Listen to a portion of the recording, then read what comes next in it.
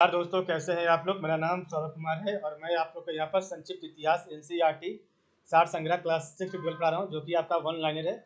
और इस किताब से हम लोग पढ़ने जा रहे हैं। आज का टॉपिक वो है आपका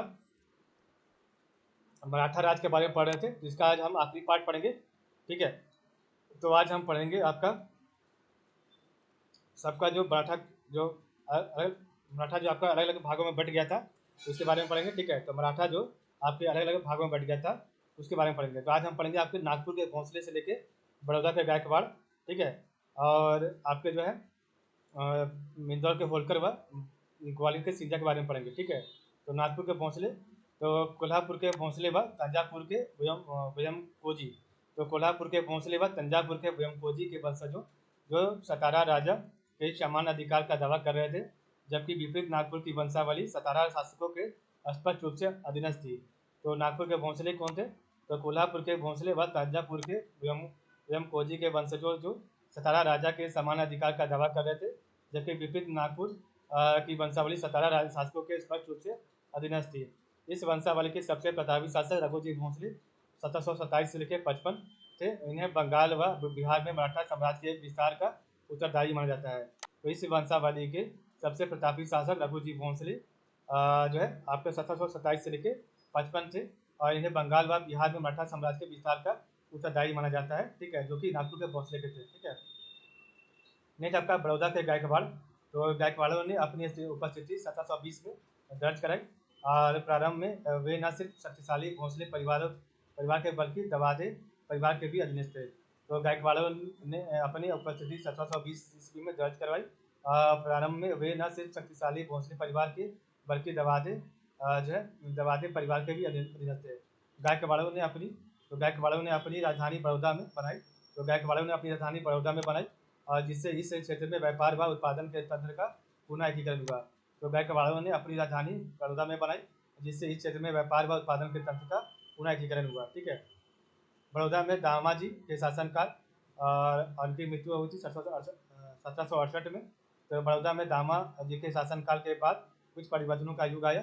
दामा जी के अंतिम उत्तराधिकारी फतेह सिंह अंतिम समय के तक पेशवाओं के सहयोगी नहीं बने। तो बड़ौदा में दामाद जी के शासनकाल के पश्चात कुछ परिवर्तनों का युग आया। दामाद जी के अंतिम उत्तराधिकारी फतेह सिंह अधिक समय तक पेशवाओं के सहयोगी नहीं बने।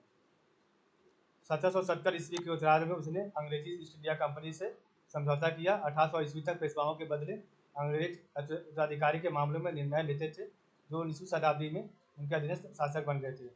तो 1770 ईस्वी के उत्तरार्ध में उसने अंग्रेजी ईस्ट इंडिया कंपनी से समझौता किया आपके। ठीक है, और 1800 ईस्वी तक पेशवाओं के बदले अंग्रेज उत्तराधिकारी के मामलों पर निर्णय लेते थे, जो 19वीं शताब्दी में उनका अधीनस्थ शासक बन गए थे।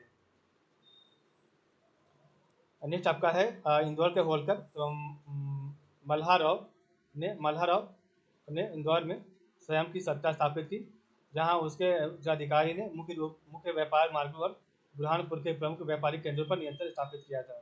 तो मल्हाराव ने इंदौर में स्वयं की सत्ता स्थापित की, जहां उसके उत्तराधिकारी ने मुख्य व्यापार मार्गों और बुरहानपुर के प्रमुख व्यापारिक केंद्रों पर नियंत्रण स्थापित किया था। इसके पश्चात उसके साम्राज्य का नियंत्रण उसके पुत्र की विधवा के हाथों में चला गया। अहिल्या बाई का शासन 1765 से लेकर 94 ईस्वी तक चला, और इन्होंने होलकर राज का गौरव के शिखर पर तक पहुंचाया था। ठीक है, तो इसके पश्चात उसके साम्राज्य का नियंत्रण उसके पुत्र की विधवा के हाथों में चला गया। अहिल्या बाई का शासन 1765 से लेकर 94 के तक चला, और इन्होंने होलकर राज का गौरव के शिखर तक पहुँचाया था।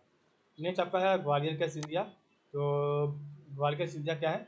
ग्वालियर के सिंधिया, तो सिंधिया वंश के ने उत्तर भारत की राजनीति में अपना स्थान पानीपत के तृतीय युद्ध 1761 के बाद के दशक में बनाया। तो सिंधिया वंश ने उत्तर भारत की राजनीति में अपना स्थान पानीपत के तृतीय युद्ध के बाद दशक में बनाया था। होलकर की भांति सिंधिया मुख्य रूप से मध्य भारत में केंद्रित थी। तो होलकर की भांति सिंधिया मुख्य रूप से मध्य भारत में केंद्रित थी।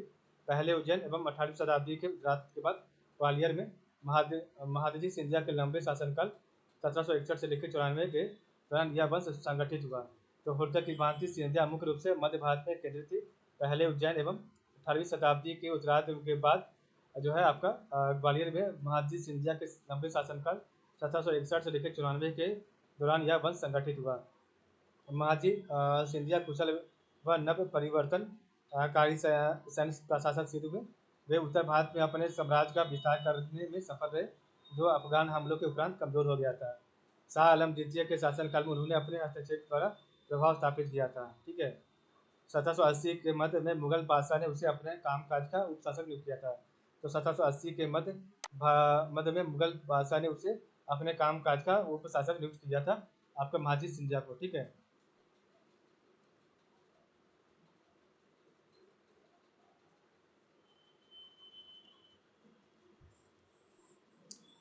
तो इस प्रकार हमने यहाँ पर पढ़ा। एक बार हम कल जो पढ़े थे एक बार थोड़ा सा रिवाइज कर लेते हैं। ठीक है। तो मराठों द्वारा की गई प्रमुख संधियाँ, तो पुरंदर की संधि 1665 ईस्वी में, जय सिंह व शिवाजी। शाहगौली की संधि 1750 में, बालाजी बाजीराव राजाराम। झलकी की संधि 1752 ईस्वी में, बालाजी व हैदराबाद के निजाम। राक्षस भुवन की संधि 1763 में, माधवराव सिंधिया व हैदराबाद के निजाम। कांकापुर की संधि 1769 में, माधवराव सिंधिया व जनको जी के बीच में। सूरत की संधि 1775 में, रघुनाथ राव व ईस्ट इंडिया कंपनी के बीच में।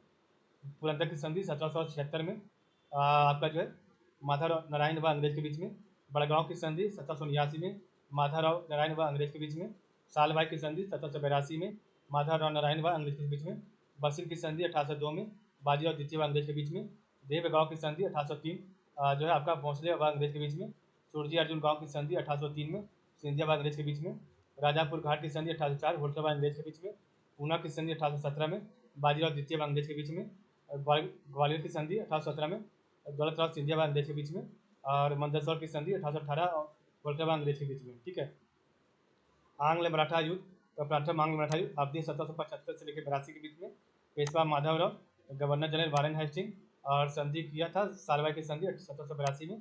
द्वितीय आंग्ल मराठा युद्ध 1803 से लेकर 1806 के बीच में, बाजीराव द्वितीय, जॉर्ज बार्लो एवं वेलेजरी। राजघाट की संधि 1805 में। द्वितीय आंग्ल मराठा युद्ध 1817 में, 1817-18 में बाजीराव द्वितीय, लॉर्ड हेस्टिंग।